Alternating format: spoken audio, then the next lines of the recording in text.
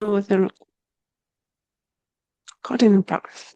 All right, so I'm very glad to have you today with us. If you will, a few words about yourself for our viewers and readers, something they should know about you. A few words about myself. Okay. Um, I am I'm someone who came from a comedian background. I performed or I started my comedy career in South Africa when I moved here. I'm originally from the United States. I was born in Texas. I moved to Egypt for a little bit of my life, like 9 years of my life. And then I moved here to South Africa.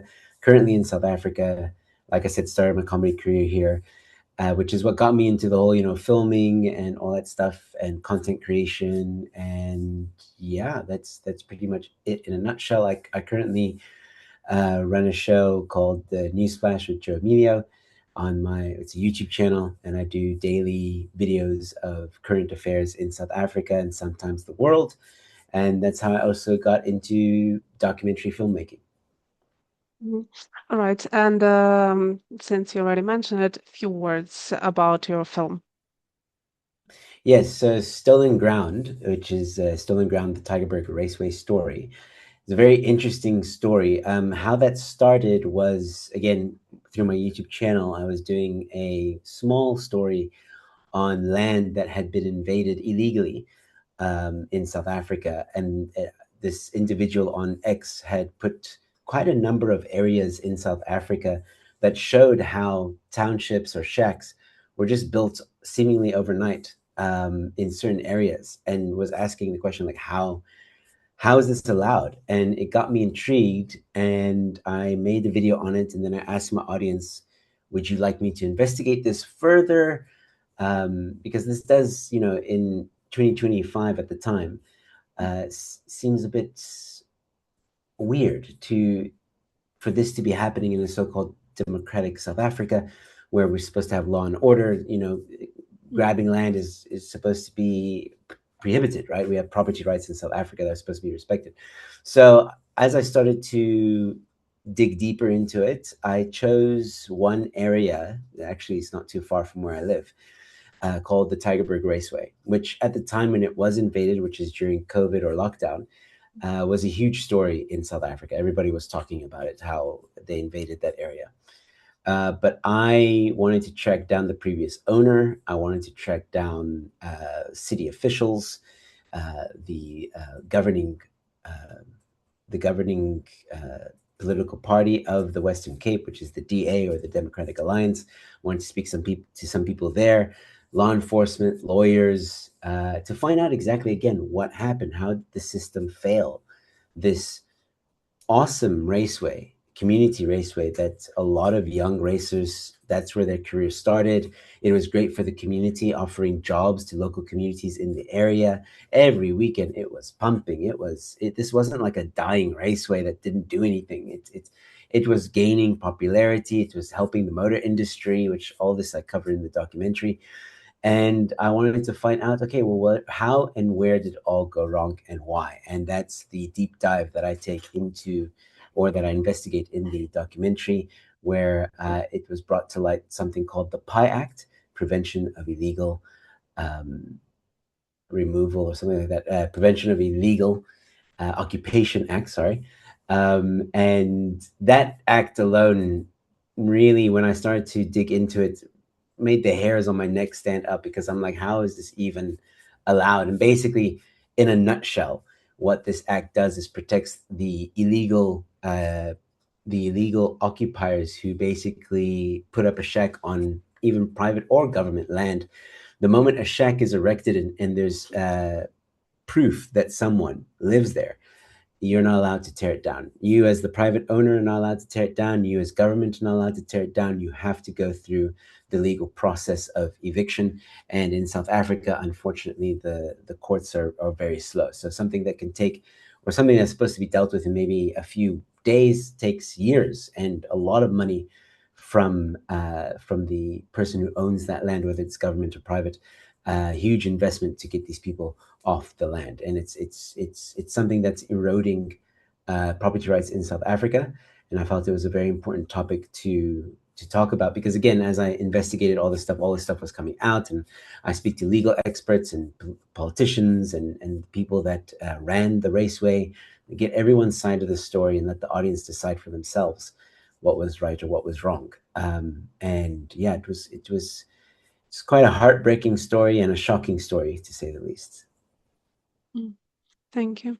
So, if I'm understanding correctly, the mm, main, well, I can say, really inspiration, probably the main reason for you to make this movie was the fact that you yourself witnessed it. It was happening somewhere you live. Yes, you could say that. I think I like to consider myself a classical liberal and someone who respects the property rights of individuals and stuff like that. And I think one of the reasons why I chose this specific story, because there's many, there's so many in South Africa, but this one because it was close. Two, because you're right, I did witness a little bit of it. I wasn't necessarily on the ground when it was happening, but it was definitely within my peripheral. My friends were talking about it at the time. We saw video on social media at the time because this was also during lockdown. So we were when we were in lockdown in South Africa, like the rest of the world, we weren't really allowed to go out.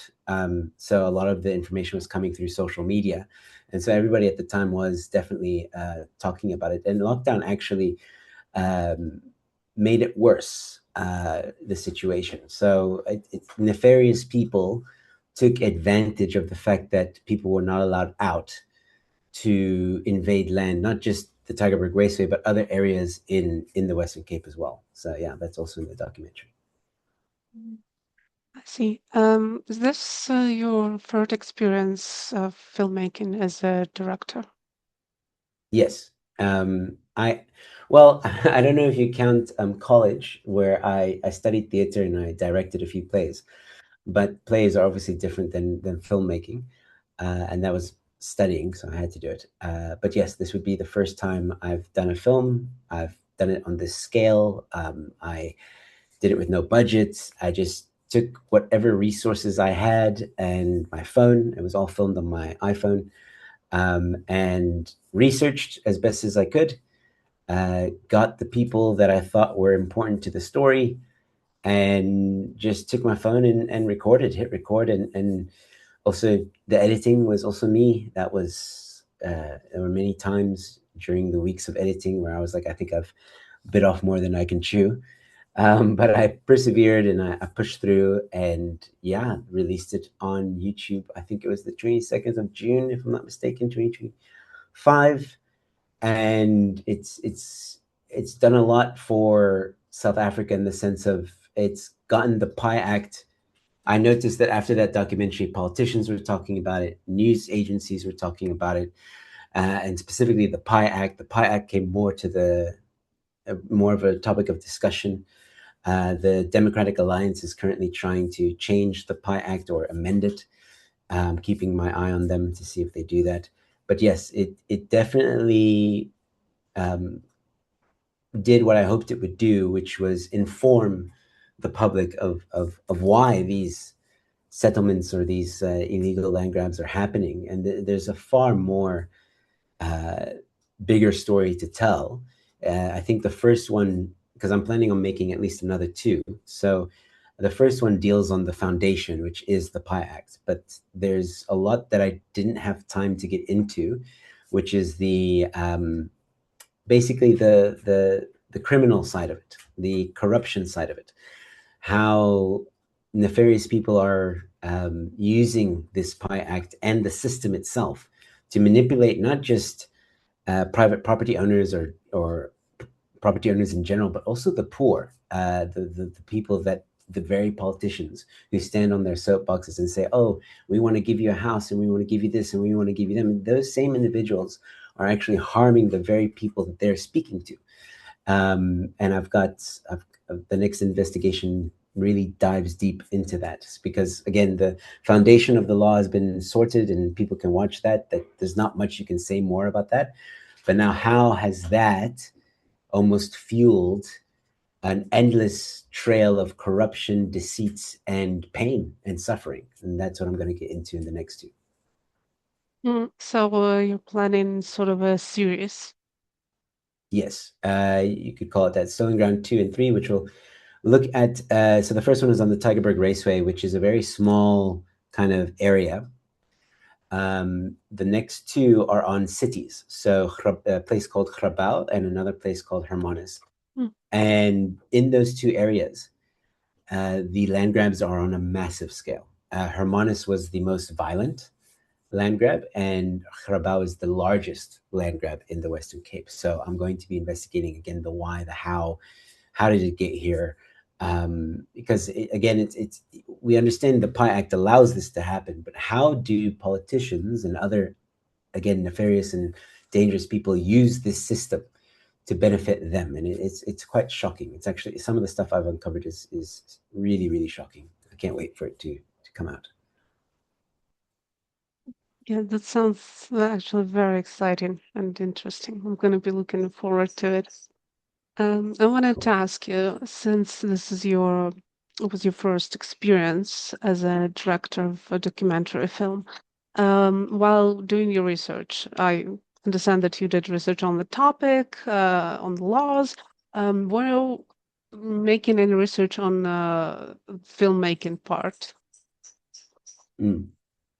Yeah, the research on the filmmaking part was intense. I kind of I don't want to say I self-taught myself because I'm also a video editor by trade. So a lot of I've been doing that for years. So a lot of what I've learned is self-taught. I also have a lot of friends in the film industry that I've learned from over the years from being on shoots myself for commercials and other things. So I have been exposed to filmmaking, not on a grand scale, and I definitely didn't go study it, even though I wanted to.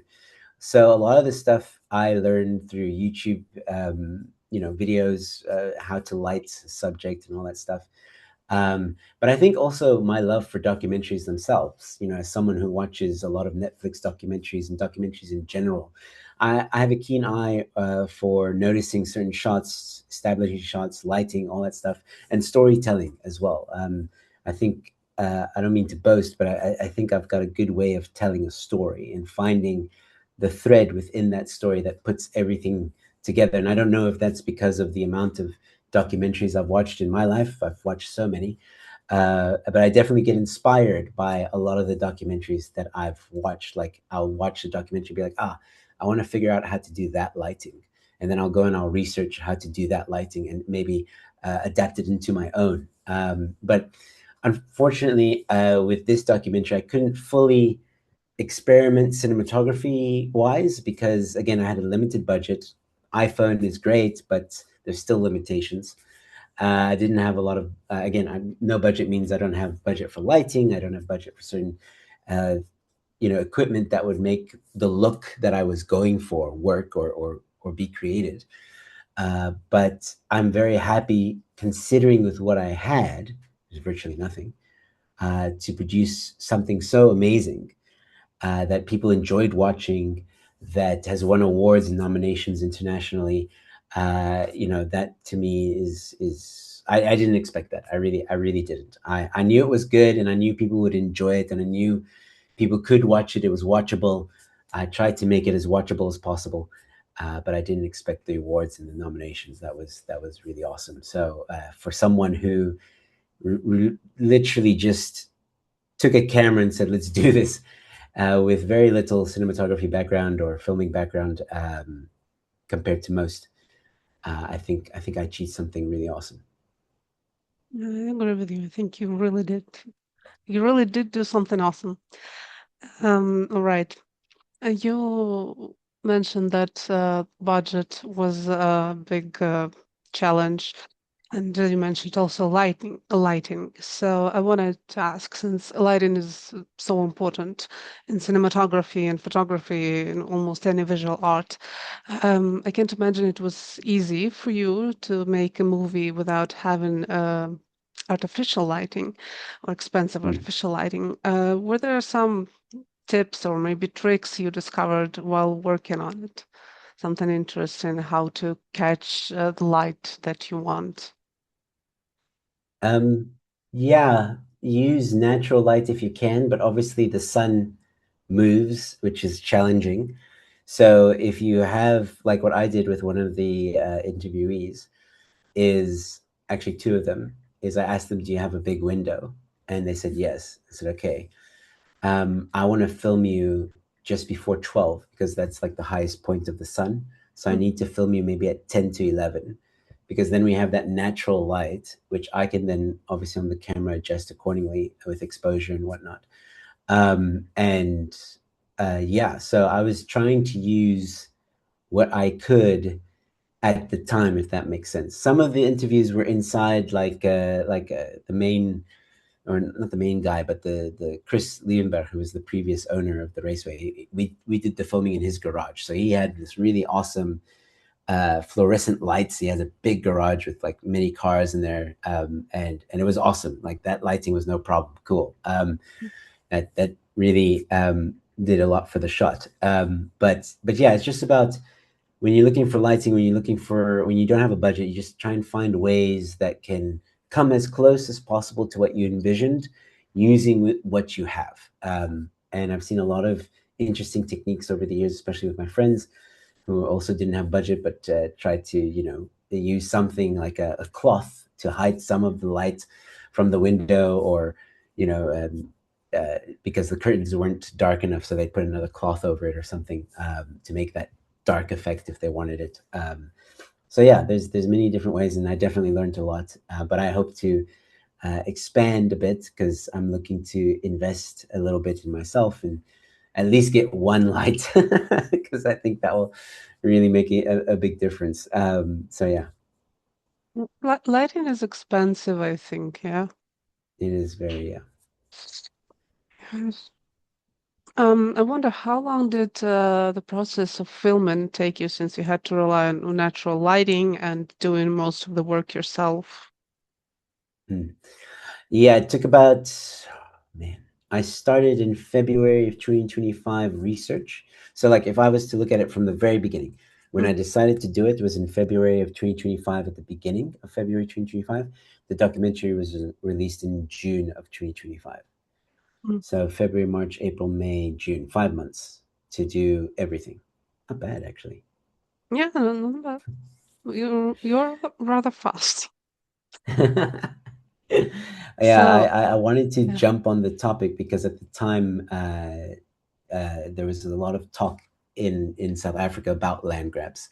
Um, I think it was because I think that was around the time that Trump went to the Oval Office with Cyril Ramaphosa, our president, and so that was around that time, and so everybody was kind of talking about America and South Africa and what's true about what Cyril's saying, what's not true, and so a lot of topics were trending, and one of them was land grab. So I was trying to kind of jump on that bandwagon, if that makes sense. I didn't want to miss that window of interest. Yeah, Yeah, it does make sense. I get it. So you also had like a time window where you had to make it film and release it till yeah, people still talk about it. Yeah, that's make it even harder and more impressive, actually. yeah. A lot of pressure. Even now with the next two, um, I would like to release them this year. So this year we have local municipal elections. So that's like on ground level, Mhm. municipalities and stuff like that, mayors that will be elected. And so that's happening in November. So my deadline for at least one more is before November, like October, Mhm. if I can do it. Yeah. So I assume you were in active state of filming, probably. Not right now. I'm currently trying to raise funds because the first one took a lot of my time, a lot of my effort, and I wanted to tell the story, and that's what drove me. I was like this because I was telling my wife as well every time I discovered something because I had no idea about the Pi Act. I had no idea about how all this stuff happened, no idea of all the details. And every time I found something interesting, I'd tell my wife like, "Do you know about the Pi Act? Do you know about this? Do you know about that? Do you know about this? This is what happened here. This is what happened there." And even her mind was blown. She's like, "Average South Africans don't know about this Pi Act. We don't know that this stuff happens." And I got really interested and passionate about the topic that I was like, it's fine if I'm not getting paid for this. It's fine if I don't get recognition for this. I'm doing this because I want people to know what happened. And that's what good journalism and a good citizen does. And so, come hell or high water, I made sure that that video was done and I released it. The recognition was a huge bonus. The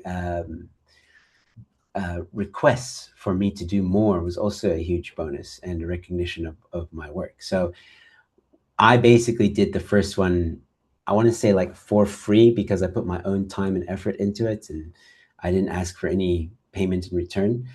But the next one, unfortunately, does require me to travel. I might need security. So there's expenses that have to be paid.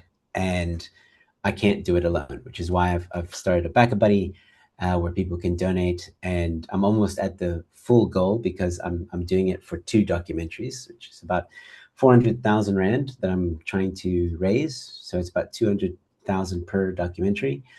But it's also to upgrade the equipment that I'm using because I don't want to film on a phone again. I want to, I want to try and upgrade and have at least have a budget for rental of equipment, rental of the lights, then accommodation, security, all the other stuff that comes with it. So I'm hoping that I can reach that goal soon and start working on the next two. I've already done preliminary research, so I know already who to chat to and stuff. They're just waiting for my call to say, okay, cool. On this date, we're doing the interview. So yeah, that's where I'm at. Okay, that's great. I'm glad to hear that your projects are moving, that they have life, if I can say that. Yeah. All right. I'm curious though. Did you have a script for your first documentary, or were you kind of just going with it? No, I didn't. I had a rough outline, if that makes sense. So wherever point A took me, I would then go to point B. And then I would film. So I'd film point A, point B, and then someone would mention something else and I'd be like, okay, that's interesting, let me try and find out point C then, and then so on and so forth. That went.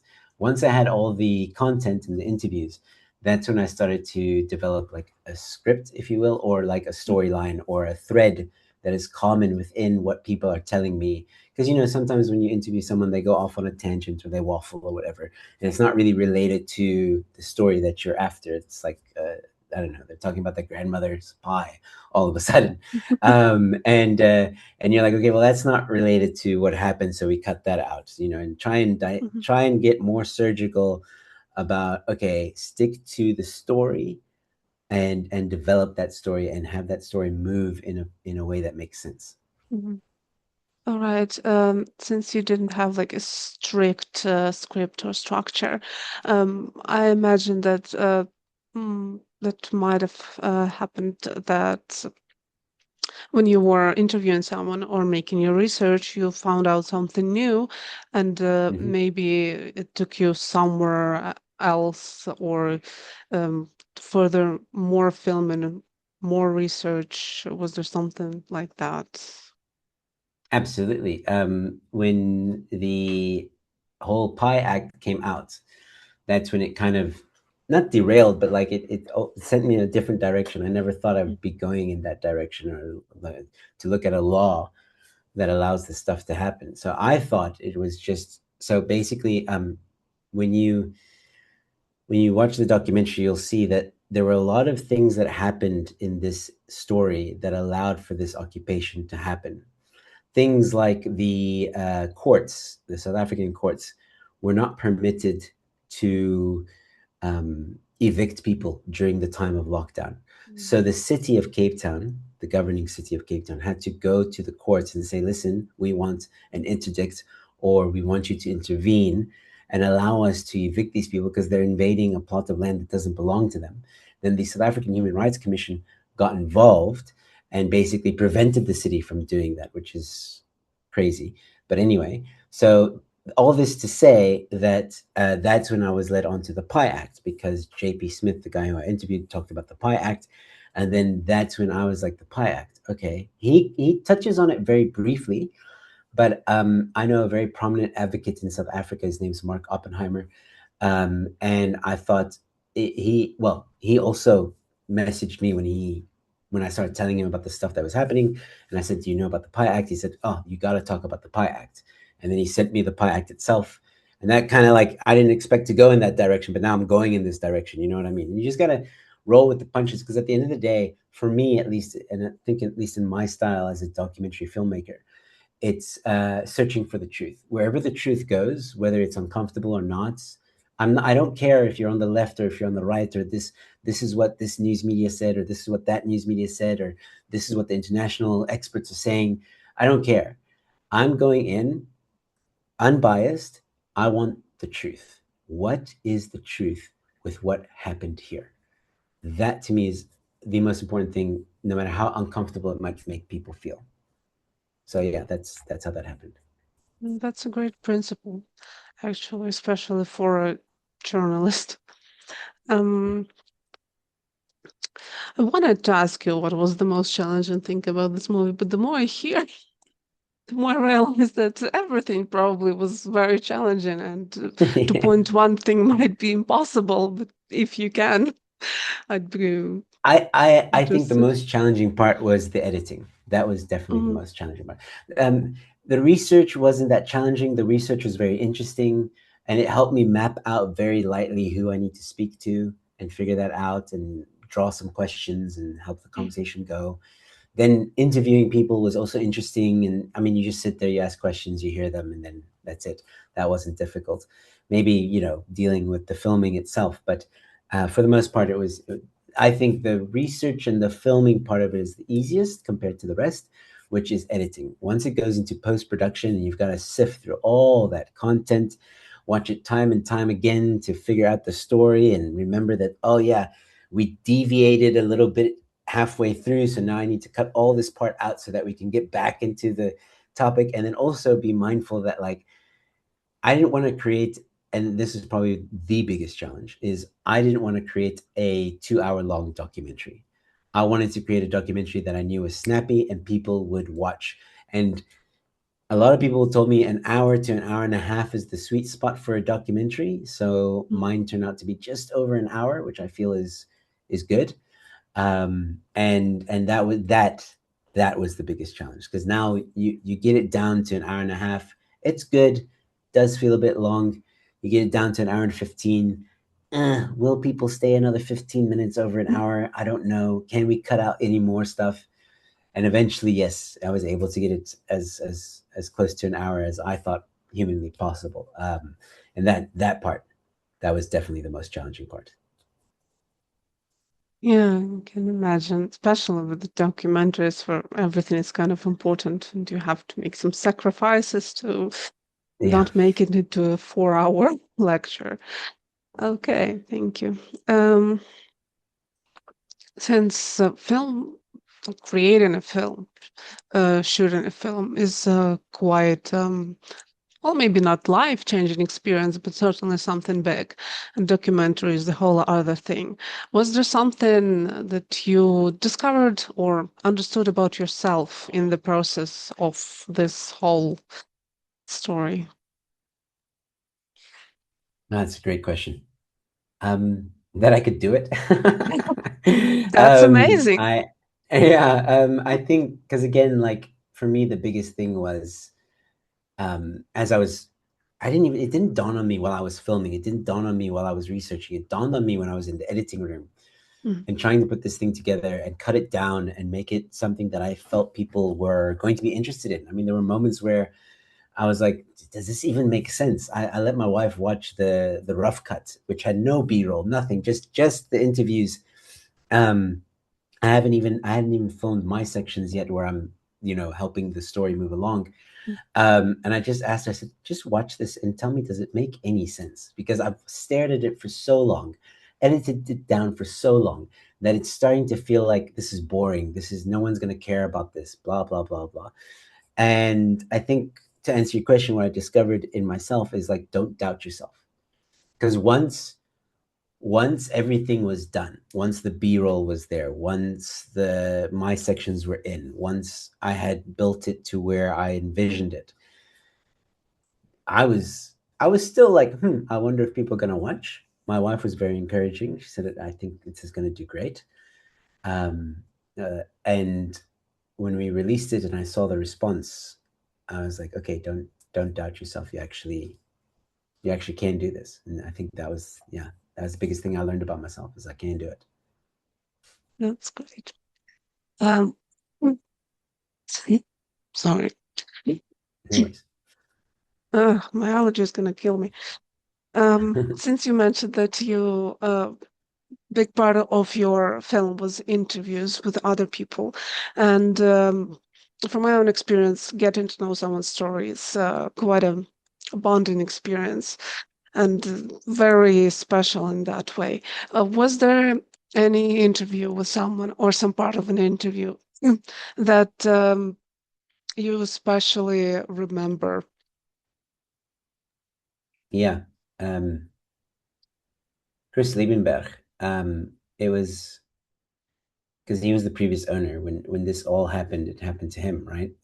Everything that he had built for 25 years was destroyed in a week, um, ripped apart, just leveled to the ground. He had to watch his family's work just disappear in front of him. Um, and so during the interview, he's Afrikaans, so his English is a little bit broken, but he can speak English. But I had a producer with me, Helene, who was asking a lot of the questions and stuff. And she also helped with um, driving, uh, not, well, I want to say kind of getting the emotional side of him out. And she asked him a question. Um, and you could hear a pin needle drop when she asked this question, where she asked him basically, take me back to that week when all this was happening. What were you feeling? What were you going through? What was going in your heart? And he chokes up. Um, Tears come to his eyes, and he says, I can't. We don't talk about it." Um, and to see a man who could be my dad or anyone else's father for that matter, choke up and cry like that, even until today, strikes a chord with me, in an emotional chord. Um, I don't think any of us will understand the amount of emotional um, torture and turmoil, and just none of us will understand how much that man lost. And it's it it's very painful. Yeah, that's the one part that really stands out in the documentary. Yeah. Since in my how I understood it, the main reason for you to make the documentary and is raising awareness and telling a story. I kind of get what you hope people will see in it, but except being informed, what do you hope viewers will take from your film for themselves? The truth, the truth about land grabs in South Africa, the truth about South Africa itself, and understand that I know every country has its problems. I know every country has issues that it's trying to get through and all that stuff. Not saying that South Africa's issues are more important than anyone else's issues. There are wars happening currently in the world, and I think any war is a crisis. So that also deserves its attention. But if I was to ask any viewer to watch this documentary and what they should take away from it, is the truth.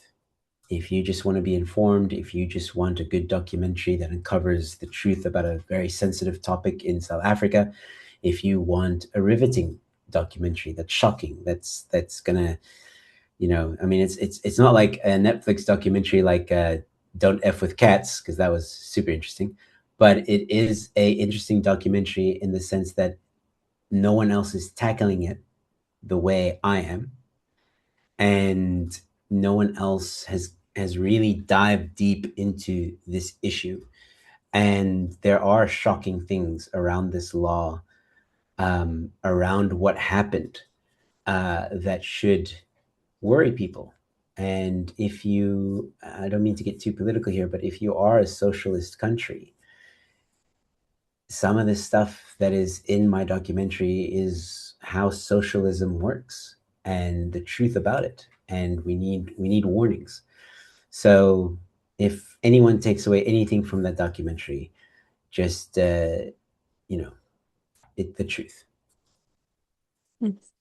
Well, that's actually would be, I think, ideal if people would take that. You said that you love watching documentaries, and now you made one. So I have to ask for recommendations from you. Oh man, there's so many. Um, um, I think of one and then another one pops up. But okay, so I'll start with what the Don't F with Cats. That's on Netflix. That was really awesome. Mm, Then there was another one I watched that I can't remember, but it was about a guy in Nebraska. I can't remember the name now. Then there was making, I don't know if it's really a documentary, but making Ava or something, making something mm, like that. Making a Murderer was also a good one. Um, then I do like the true crime stuff. There was My Octopus Friend or something like that. mm, That's a little bit more of a heartwarming kind of documentary about an octopus and a man, mm. but very interesting, super interesting. And then I'm trying to think of a recent one that I've watched. Um, that I've got two kids now, so I don't really have time to Oh. watch documentaries anymore. Um, but the last one, if I remember correctly, was a big one on Netflix, and I just for the life of me can't remember now. But those ones I definitely recommend. Making a Murderer, one and two, and oh, there was one on the BTK killer as well. That again, I like the um, crime stuff as well. So yeah, that those would be my recommendations. Those are great recommendations. Thank you very much. Um, Oh, and that was the last one. Sorry, I can't remember the name of it again. I'm sorry, but it was basically the story of a mother mm. who trolled her daughter in school. Like, so the mother was sending these horrible messages to the daughter, Oh, and the yeah, daughter thought it yeah. was a bully. Yeah, yeah. I can't remember the name of it, but the daughter thought it was a bully, and then it turns out that it was her own mother sending her this horrible stuff. Yeah, That yeah, was like, yeah. what? Yeah. I can't That one's remember good. either, but I watched a few videos from different YouTubers. Yeah, I believe Yeah. she harassed her and her boyfriend. That's crazy. Yes. Yes. That's the one. Oh my God. Yeah, sorry, it might be a bit nosy. We have air raid siren going Oh, on. okay. Um, since you are accustomed with the filmmaking industry, I want to ask your opinion. What do you think it lacks right now? The filmmaking industry in South Yeah. Africa or in general. You can talk about general about South Africa. Are they Okay. that different? I think the filmmaking industry as a whole is struggling at the moment with a few things. Learning how to be unbiased. Mm, Okay, so for me as someone who grew up loving movies and entertainment, I don't like movies that lean too much into politics. It's fine if it's a documentary, because I mean mm, documentaries, you choose a topic and then you dive into it, so that's fine. But I'm talking about mainstream movies. mm, There's no need to bring in the politics necessarily of something that has nothing to do with politics. A different story if it's a biofilm on Biden or whatever, or a biofilm of the president of whatever country. Obviously that's going to have politics in it. That's different. But if you're watching like kids animation and all of a sudden there's a bit of political nuance, that to me, why? It's a kids cartoon. Like, leave it alone. Um, so that's one thing. The other thing is, I think celebrities should, and I'm talking about the big celebrities, shouldn't be politicians. I don't think they should go on the Oscars or wherever and start, saying all the things that they think people want to hear. A good example of this is Billie Eilish, who, when she said what she said, it backfired heavily, and in the most embarrassing way. Huge epic fail. And that's why I think, I think some celebrities don't know what they're talking about, and they're paid to entertain. Just entertain us. Make good movies. Yes, some movies are not going to be perfect, and some movies may upset you, but that's fine. But as long as the movie is entertaining, it's true, or it doesn't have to be true, but as long as it's not shoving a certain agenda down your mouth, um, make it enjoyable again. Movies like from the '90s are some of the best movies ever made, in my opinion. When it comes to documentaries, just find a good story. Find a good story that you think people are going to be interested in. I have a friend that made a documentary on Japanese culture, which I thought was hugely interesting and something I hadn't seen before. I think documentary filmmakers have that ability to either chase something, chase the truth, where whatever it is you do, as long as it's true, that's fine. But I mean, if you do lie, people will see through it. And I think that bringing it back to local filmmaking, I think in South Africa, and I don't know if this exists anywhere else in the world, it probably does, there is a bit of a bias in South Africa. Mm. Recently, I tried to submit my documentary to local film festivals, and the documentary wasn't picked up. It was not selected. And that to me was very, very interesting, because here's a documentary that's gone international, and there have been other festivals that didn't accept it. That's not the issue. The issue is, it's been accepted internationally by a few other festivals, I Mhm. think 6 in total, 2 of which have given it an award, and 4 nominations. So that tells me, okay, this documentary isn't crap. It's worthy of something. It's People can watch it. It's interesting. So there's festivals out there that believed it deserved recognition for the work that was done, and yet here locally, no one wants to touch it. At least right now, there's another 2 festivals that I'm waiting to hear from locally to see if they will accept it in their festival. But one of the biggest ones, which was the South African Independent Movie Festival, which is an independent movie festival, which is what this documentary is, they didn't accept it. And we tried to reach out. We tried to figure out why. I thought maybe I submitted it incorrectly. Was there something that was missing from the submission? Mhm. But I submitted it like I did with all the others, so that was weird. But they never got back to me, and that's worrying to me. That you can shut off a documentary that, I mean, it's not even about winning. It's just about being allowed to be within that community of filmmakers. If they had accepted it and I didn't win, I would have been like, it's cool. It's no worries. I'm fine.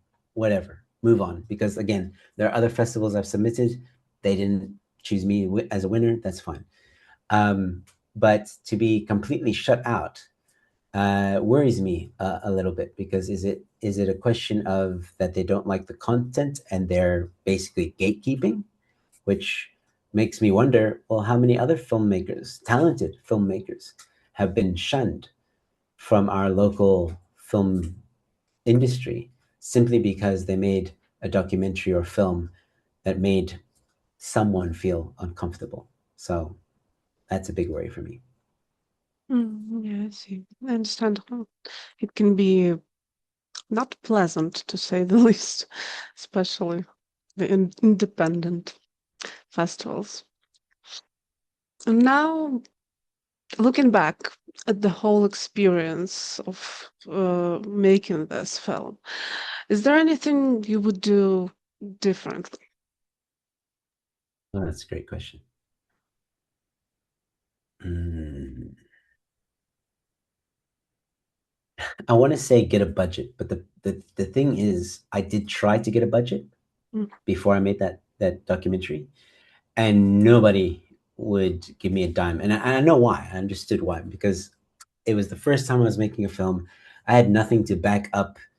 Um, I mean, you can imagine being some rich guy or whatever in the film industry, and some random person comes to you and says, "Oh, I want to make a documentary on this story about the Tigerberg Raceway, and I need 100,000 to do it."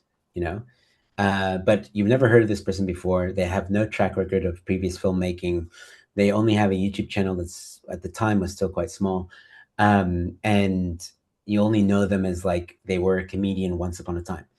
Um, so you don't have anything to be like to tangible to be like, okay, well, I can see you've made this before, so I'm willing to invest in you again, which is what I'm finding now is easier because I've made the first one, so I've proven that I have the track record that I want to do this, that I have the passion for it, that if I say I'm going to do it, I'm going to do it.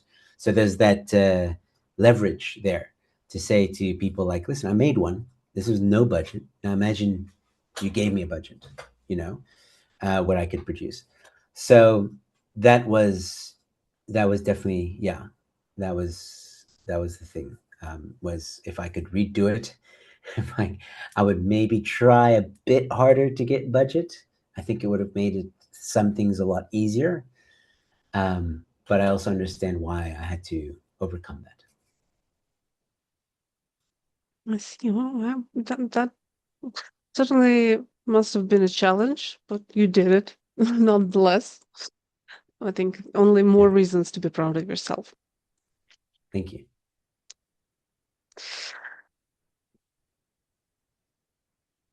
Um, I also wonder, I know that you did a lot, probably most of this movie yourself. Did you actually have any help or someone helping you? Maybe your friends, maybe someone else, I don't know. Yeah, my wife was a huge help in terms of encouraging, and she also helped to translate the Afrikaans sections because I Mm. don't know Afrikaans very well. So she definitely helped with that. Then there was another friend of mine, Helene, who did a bit of the, like I said earlier, she was helping me Mm. to interview some of the Afrikaans people. And then there was Clay Wilson, who basically helped me track down everyone I needed to track down to interview. So that was great. He found out where Chris, the previous owner of the raceway, he found out where he was, and we Mm. tracked him down, and that took some time, but he made that happen. Then my other friend Sebastiano, who's the same guy who made that Japanese documentary, he had a drone, so I got some drone shots from him, and that was very helpful and exciting at the time that we did it. I don't think anybody else has drone footage of that area recently. Maybe now, but at least at the time that I filmed it, there was mine was the most recent drone footage of that area. Um, and I'm really sorry if I'm forgetting anyone else. I don't know if my friends are going to watch this. If I'm forgetting, if I'm forgetting anyone, I'm really sorry. But obviously, all the people that I interviewed, including Martin van Staden and Mark Oppenheimer, who were the legal eagles that helped me decipher the law and be able to explain it in a way that people can understand. Uh, some other lawyers that helped me looked at contracts and other things. So yeah, there was a few people that I could lean on a little bit if I needed a little bit of help, but the majority of it was definitely me. Oh, and of course my cameraman, my assistant cameraman, who was with me the whole time filming and making sure the cameras were still rolling and everything was still good. So he was definitely a huge help as well.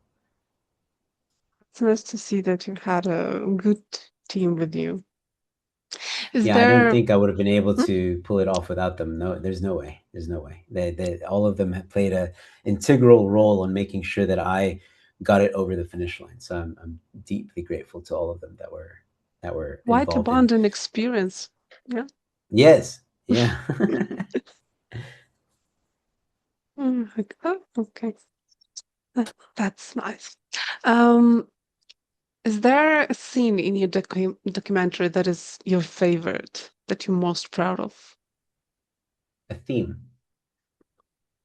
A theme. A theme or a scene, anything.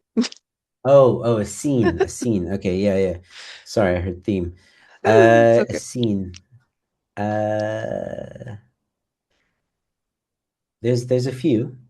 There's a few. But the top one would be that moment that I explained earlier about Chris and him getting emotional. Mm, And then the other one would be towards the end where I kind of wrap everything up in a bow. Now I must explain this that I don't talk a lot in my documentaries. I'm there every now and again to help drive the story and help to get from point A to point B, for example. But for the most part, I'm letting the people I'm interviewing do the talking and drive the story mainly.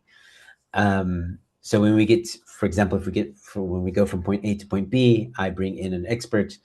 I ask the question, and then he explains it, and then we move on to point C, so on and so forth. And I'm there at different sections to kind of drive that. And towards the end, I had an interview with Gary, who is a friend of Chris, and the things he says about how the land invasion affected the community, affected the motor racing industry in South Africa is a second favorite of mine because it really puts into after everything you've just seen, after everything you've just watched, after everything you've just heard, it really puts into picture the loss, the immense loss that not just Chris witnessed or went through, but a loss for the community of motor racers, a loss for South Africa itself. So many jobs now that are lost, so many opportunities now that are lost. And that to me wraps up the story in a very nice bow of how land occupations can really harm a community and even a city for that matter, and even a country. And people don't realize the ripple effect of that. And that's what I really enjoyed about that scene is it shows that ripple effect. Okay, this happened. Here's why. We even go through solutions of how we can fix this, but then it's like, okay, but here's the immense loss. Not just a man who lost everything, but what did the country lose? And I think that that's a very powerful moment for the documentary. sure, sure sounds like one. Um, since in your own documentary you took a position of a guide, I want to ask you if you had any guiding figure in your professional field of filmmaking, someone you have been inspired by. That's a great question. I think again, I get inspired by other documentary filmmakers that I see or watch on Netflix. But I think if I had to narrow it down to someone who I know personally, um, there isn't. Unfortunately, I don't know a lot of directors locally or um, people in those positions, producers and all that stuff. I know a lot of cameramen and cinematographers. My one of my best friends, Nathan, he's to me a very talented cinematographer. I love the way he works with the camera and the lighting and everything that he produces. To me, is exceptional, and he's won awards as a cinematographer as well. So people have recognized him in the industry. Uh, he's an inspiration, definitely, and I would have loved for him to have been a part of the project, but I couldn't pay him. So, but I definitely plan to have him part of the next one, and I'm very much looking forward to that. And he would definitely be that inspiration. He's not much older than me, but he's got way more experience in the industry than I do. And there's another guy named Chad who unfortunately had to leave South Africa, but he's worked with some of the greatest people, or talents, rather, I should say. Like he's worked with Trevor Noah. He's worked with some other big names in South Africa, but he's more of a behind the scenes guy. So he's like a cinematographer, producer kind of guy, and I like his work too. So yeah, definitely true inspiration from the two of them, and would very much like to work with them in the future, hopefully. Mm, I hope that will happen. It sure sounds like it would be a great project. All right. You mentioned that you've started your media career with comedy, actually. And both comedy and documentaries, in my opinion, have um, kind of the same core, which is revealing the truth, but in very different ways. Because I think comedy also comes from our own experiences and you kind of wrap it in something more entertaining. Uh, well, I guess asking you which form of telling the true story you would choose is kind of like asking you to pick a favorite kid, but still.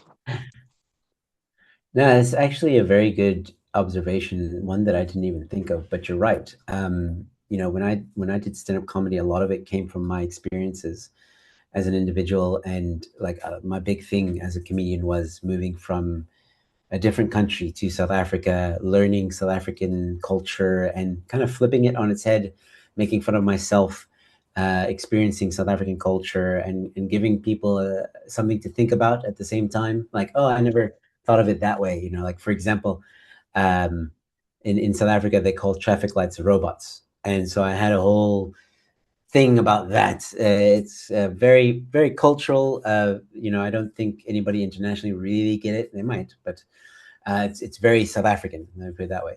And that one always did well. That joke always did well. But there's a bit of truth to it, right? Like, as far as I know, South Africa is the only country that calls traffic lights robots. So I flip that on its head, and I make fun of that, but in a joyful way, and that everybody enjoys it. And I go into this whole thing about transformers and all this other stuff. And it's fun, and it always lands well. And you're right. There's some truth to that. Like it's weird that you guys call them robots. That's the truth. That's like, sorry to break your bubble, but you guys are the only ones that call them robots here. And so I guess making that leap from comedian to documentary filmmaker wasn't as big of a leap as I thought it would be. Because Actually, I'm yeah. I'm used to. I thought yeah, I'm still searching for the truth. And even in my other in my comedy, every joke I try and say, I've never felt comfortable making up jokes. Mm. Some comedians do it, and that's great for them. I'm not saying it's right or wrong. I'm just saying there's different styles, and people write jokes in their own way. And I've always drawn from experience because I feel more confident and funnier if I draw from something real that happened, and I can make that funny. I have a few jokes that are not based in reality. They do okay and they do well, but I can feel I'm not as invested in it. I'm not as passionate about the joke. Whereas a joke that I've experienced and I'm telling a truth, but making it funny, is more enjoyable for me. There's a lot more passion. There's a lot more meaning behind it, and I'm a lot more animated. And I think it's because it's therapeutic as well, right? I mean, most comedians, when they go on stage and they talk about their life, it's for therapy, and there's no difference with me. I was definitely doing it for the therapy. Well, that's great because therapy is expensive. And with stand-up comedy, you kind of having a therapy session and you're getting paid. So it's like a win-win, and people are entertained. It's, Yeah, that's true. it's amazing. Do you still do comedy? No, I've had to take a sabbatical from comedy. As I mentioned earlier, I have two kids. One is Mm. a 1 year old. The other one's a 3 year old. And family life has kept me quite busy along with my day job. I just found myself last year struggling to keep up and write material. And I did do a few shows, but I was so rusty. I was so like I was doing old material and I wasn't into it, and I was tired, and there was just a lot of things that I felt like I'm doing myself a disservice by forcing myself to be on the stage. Rather take a break, wait until the kids are a bit older, things are a lot more almost normal schedule, and then I can come back to comedy. I'm definitely going to come back. taking this opportunity as well to write material in my own pace. If I think of something awesome, write it down, work on it a bit later. There's no pressure. I'm definitely in a happier space for that, and also wanted to focus a little bit more on the documentary filmmaking. So um, there's a lot in my life, and I have to be selective, but I'll definitely come back to it for sure. Yeah. I noticed that a lot of stand-up comedians, once they become parents, and some time pass as they kind of become familiar with parenting, they often have new sets about having kids and all that. Um, but I want to ask if in the future you're gonna have a set about filmmaking. Do you think you would? Maybe I haven't found anything funny about that yet, but I'm sure something will pop up. The yeah, I'm sure something will probably pop up. It depends on how popular my films get, I guess. I think they will. Thank you. Okay. We've talked about your fresh filmmaker career, about where you started with the comedy, but we kind of missed the middle of YouTube. Mm. So, well, I guess kind of makes sense because YouTube is also, allows you to be quite independent. Maybe not as independent as independent filmmaking, but still, in a way, you kind of can do your own thing. So makes sense, but still, I'm gonna ask, what was like main driving motivation for you to create your channel? How did you pick what are you gonna be making videos about? Yeah, so that happened during lockdown. So basically, before lockdown, as a comedian, I had a lot of shows happening almost every weekend. I was organizing shows and booking comedians and doing really awesome shows at different venues. But then lockdown happened, and obviously, all of my clients called me. I think it was the week before lockdown officially happened. Our president, Cyril Ramaphosa, says we might go into lockdown in the coming weeks. He will let us know on Monday what the situation is. And then over that weekend, everyone called me and said, "Hey, listen, we might be going into lockdown. I think we should postpone the shows until COVID's over or whatever." And so, in an instant, I lost pretty much all my income, and then I was forced to figure out what to do that could sustain me, and I stumbled into YouTube. So what happened was I was like, well, as a comedian, as a creator, I don't want to be sitting at home doing nothing. I've always wanted to do a YouTube channel, so now's the perfect opportunity to start it. And at the beginning, I was, I think I've deleted most of those videos now, but at the beginning, it was really finding my feet. Like, what am I going to do? Am I going to do skits? Am I going to do jokes? Am I going to do like these weird things? I did a few skits, I did a few jokes, did a few that. Then I stumbled onto interviewing people. So then I interviewed comedians, which was an interesting task to do. It was fun. It was great. And then later on, someone said, like, you should commentate on current affairs in South Africa. Mm, And this was still during lockdown. And I was like, I don't know if I'm good enough to do that. I didn't at the time. I didn't know a lot about politics in South Africa, mm, and I was nervous to like say something incorrect, and then cancel culture happens, and yeah, it's a messy business. But I did a bit of research. I got myself clued up, and later on, much later on, I started doing what I called, I think I called it News in Five, and the premise was bulletin bulletin headlines within 5 minutes, mm, very quick, rapid fire stuff. And then that evolved into Newsflash with Joe Emilio, because the 5 minute thing I felt was actually it wasn't a challenge to do 5 minutes. It was the challenge was keeping it to 5 minutes, because a lot of the times I'd go to 7 or 10 minutes, and I was like, well, it's no longer News in Five, is it? So I changed, I rebrand, and I started doing that more often, and that's how I got into YouTube. Yeah, and I also try to bring a bit of my comedy in it. So I'll try and say a funny line here and there, or I'll use a lot of memes to accentuate the humor.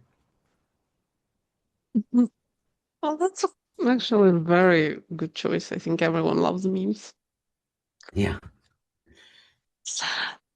I see an interesting cause and consequences sequence here.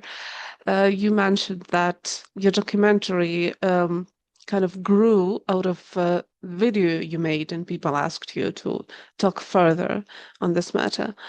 And if we, you, everyone didn't go on lockdown, you probably, I don't know, you mentioned that you wanted to start a YouTube channel, but you kind of postponed it.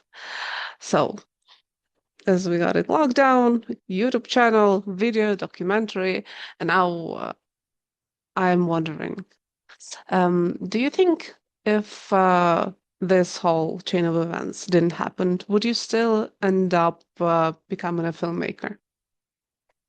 excellent question. You know what? It's something I often think about myself. So I don't know, to be honest. There's so much that happened, in my personal life as well, that changed the direction, of where I wanted to go. Y- YouTube has been fun and I really enjoy doing it. I don't think I'll stop, but it's also easier to do in a sense that, with doing stand up, I have to go out. I have to go to the city. I have to go to a stage. I have to be booked. I'm away from family for the evening. It's a sacrifice, and most of the time you don't get paid. So, like, it's an investment on your part, right? Whereas I can sit at home and do a live stream with my audience and make triple what I would have made on stand up. And I think so. I think that mindset also changed the way I view things. Would If lockdown didn't happen, would the trajectory had been the same? I think at some point, yes, I would have tried to um, to do YouTube. I think I would have put more effort into comedy because at the time when lockdown happened, I was like, that was my thing. Like that was comedy Mhm. every day, in and out. I didn't stop. Lockdown also taught me to calm down. Relax. You don't have to be so all the time. There are other important things in life, and I, as much as lockdown was a horrible time for a lot of South Africans and a lot of people around the world, and I don't want it back. I don't think it benefited at least South Africans in any way. There were some highlights that came out of it, at least for me personally, which was learn how to calm down, learn what's important. YouTube channel, which led to the filmmaking, as you just described. But would I? I don't. If I'm honest, I don't think I would have done the filmmaking if lockdown never happened. Maybe because um, there are some. My wife is quite a political person online, and we often have discussions about local politics in South Africa. And maybe it would have happened, but maybe not as soon. Maybe it would have happened a few years down the line. I don't know. It's a brilliant question, but I I don't regret the way things have turned out currently. Mhm. Oh, that's great. Also, I think all of you viewers, me included, we thank your wife for her active position. Yeah, no, she's very supportive. Yeah, I think that's a gift in itself, having a supportive it is. partner. Yeah, definitely. Okay, yeah, let's happen that lockdowns won't happen anymore, though. We don't need more of that. All right, I'm running out of questions. Yes. Hmm. I think for our last question, I'm gonna ask something. Ask a lot of independent filmmakers. There are a lot of people in the world, like you were once, that dream or think about making a film or a YouTube channel or I don't know, maybe what else? Something alongside. that. Would you have any advice for those people? Maybe they're younger than you, maybe older. Probably they don't have budgets, just like you do. Do it. Just do it. I know a lot of people Nike. who, yeah, and it's the same advice I used to give to first starting out comedians or Mm. someone who wanted to know. Got this a lot, like, oh, I don't know how to start comedy, or I don't know what to do. I don't know this, don't know that. I'm like, dude, the best way is to just step on a stage. Well, first you need to write a bit of material, but then you step on a stage and you just do it. Mm. Same with filmmaking or YouTubing. Get a decent camera, decent microphone. Doesn't have to be anything too expensive. As long as people can hear you and see you clearly, that's fine. And just start. Because it's going to take you time. It's going to take you time, whether you do comedy, whether you do filmmaking. It's going to take you time to figure out your voice, your style, your how you want everything to look. Like this background is only a recent thing. I It used looks to have a very great. different background. Thank you. But again, this was years of thinking about it and how to. I didn't want it to be overpowering, but I didn't want it to be boring either. Mm. And all that stuff, whether it's your background or the way you talk or the way you present or the way you edit, that all takes time to come to the fore and for you to figure out what you like to do. Because even in stand-up comedy, and most of the time, you're not going to be funny the first time. You know, that's just the reality. You might be funny the sixth or seventh time you go on stage, and you just keep at it. You edit your jokes, you work it out, and then eventually you find your voice and what how you see the world is funny, and translate that to the audience. That takes time. And filmmaking also learning these tricks, learning this stuff. How do I do this? How do I do that? Okay, I don't have budget. What's another way of lighting the scene like this, or what's another way of filming? Because again, I did it all on an iPhone. You know, I didn't rent the most expensive cameras that Netflix expects you to film with. I took my phone. I was like, this thing, decent camera, let's go. And I think that's it. Like people are some people get really into the details before they start a project, and what ends Mm. up happening is they procrastinate, and then the Mm. project never happens. um, don't do that. Just learn on the way. Learn as you do it. I mean, I started my YouTube channel. I didn't have these earphones. I didn't have this camera. I had a very crappy webcam, very grainy, and I had the earphones that you get with your phone, Mm. and the mic. That's it. That's all I had. None of this. None of it. 5 years ago, 6 years ago. So it's just something you've got to just dive into. You'll figure it out, and trust that you'll figure it out. And if you really have the passion for it, you're going to stick to it. It's as simple as that. So my advice to anybody who wants to start, just freaking start. That's great advice, actually. Even though, uh, we hear it quite a lot, I don't think many people actually follow that advice. Yeah. But it's true, though. It is true. Yeah. All right. I thank you very much for your time, for your film, and I'm looking forward to your next projects. Thank you for everything you did today and during past year. I guess Cool. No, I thank can let you go now. Yeah. I just want to say thank you guys for having me and for this interview and stuff. I'm very excited for it to come out, and yeah, I'll keep you guys updated with all the future projects and all that stuff. So yeah, thank you guys Thank for, you. for That having me. is It was an very excellent appreciated. interview. Thank you. Thank you very much. Have a nice day. Be safe. You too. Cheers. Thank you.